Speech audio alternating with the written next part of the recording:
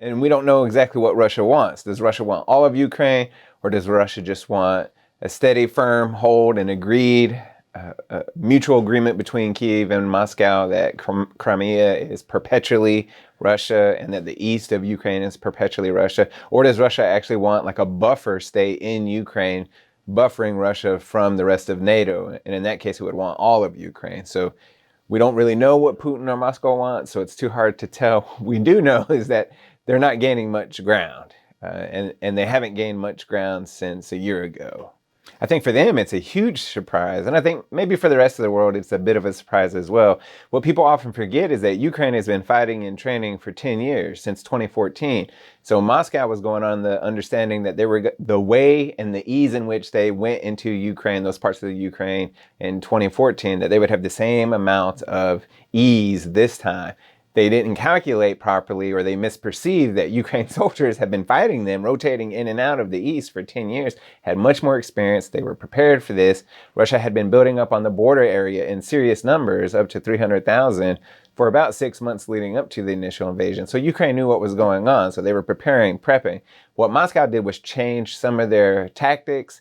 They went from an artillery-based firing mechanism, that type of initial onslaught, which is what they did in the east and Crimea to begin with. In 2014, they switched to ground vehicles. And that, why did they switch tactics? Nobody knows. Maybe because they thought it was going to be a quick push. They didn't account for the mud. They didn't account for the resistance. They didn't count that Ukrainians learned how to fight. They didn't account for all these different things. So drastic miscalculations, misperceptions by Russia, and great training, tactics, morale, and presidential leadership from President Zelensky in Ukraine. So you put those together, and that explains why we're still fighting, while they're still fighting a year out. So it's hard to tell, again, right? So we don't know what Putin's personality is, or what I mean by that is his psychology is right now.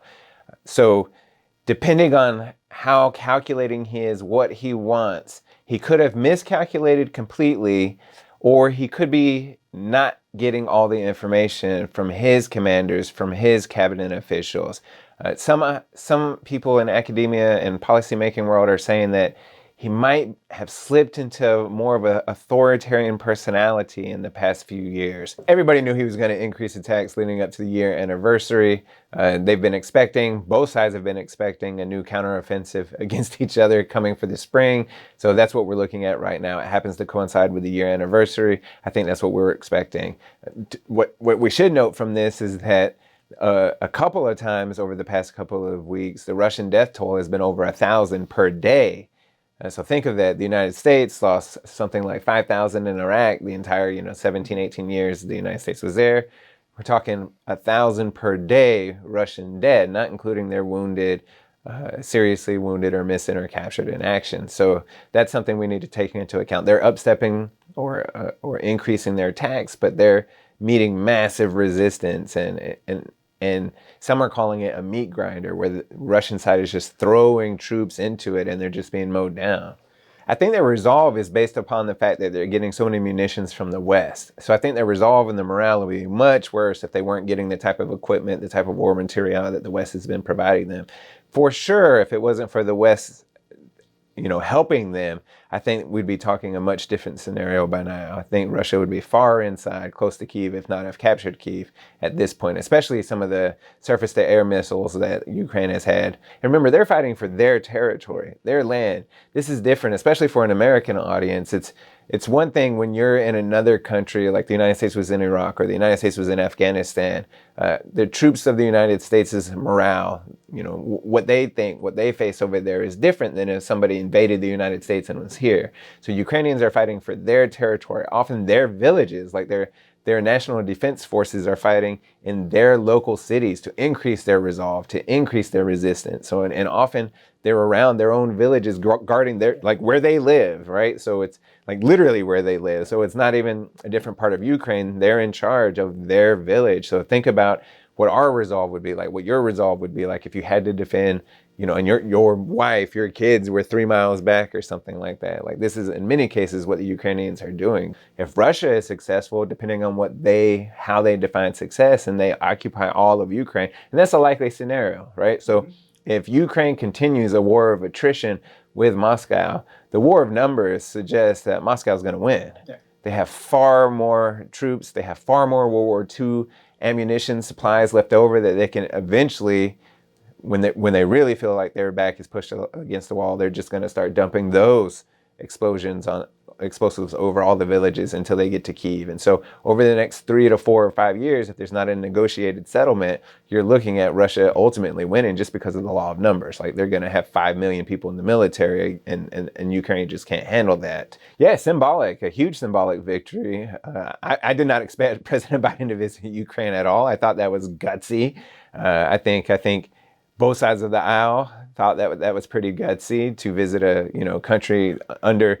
I mean, the videos were great of him being there with air sirens going off. I mean, that's a pretty scary situation. A president generally doesn't visit a war-torn country, even when it's the United States that's at war. I think President Obama visited Afghanistan once, and I think President Bush visited Iraq once during the actual war. So that's saying something that President Biden went.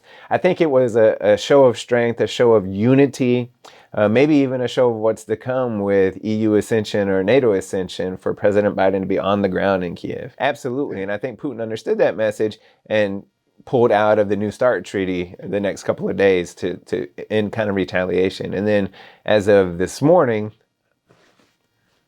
the 23rd of February, President Putin, of course, has redeployed his Satan II nuclear missiles, so sent them out. That doesn't mean much. It's more saber rattling than anything. We have nuclear weapons stationed everywhere, but it's just coming on the fact that he pulled out of, or at least suspended, so it's not dead, the treaty's not dead, but suspended start to and redeploy these weapons. That sends a message back to President Biden. Depends on how far Russia's willing to go. Russia isn't fighting the war it would fight if it fought the United States. So it hasn't gone all in, much like the United States in Iraq and Afghanistan. In Vietnam, they even didn't fight the wars that it would fight if it was fighting against Russia. Russia has the capability to completely bombard, to send in massive numbers of untrained soldiers, but in the hundreds of thousands, and just overwhelm Ukraine. I think why they're not doing that is that they still want to control and have a friendly Ukraine population once they completely have all the territory of Ukraine. I think that's Putin's goals. And that's why he hasn't done that so far. So I think we're looking at least another year, unless something tragic happens and Russia invades Transnistria inside Moldova, or a NATO plane or a NATO troop that's supplying Ukraine from Poland gets killed in combat accidentally or something. These types of huge wars, and this is a major, major war, has the propensity to pull in outside parties. And when you're talking about NATO being right there, we could be talking about something much bigger if this war doesn't cease soon.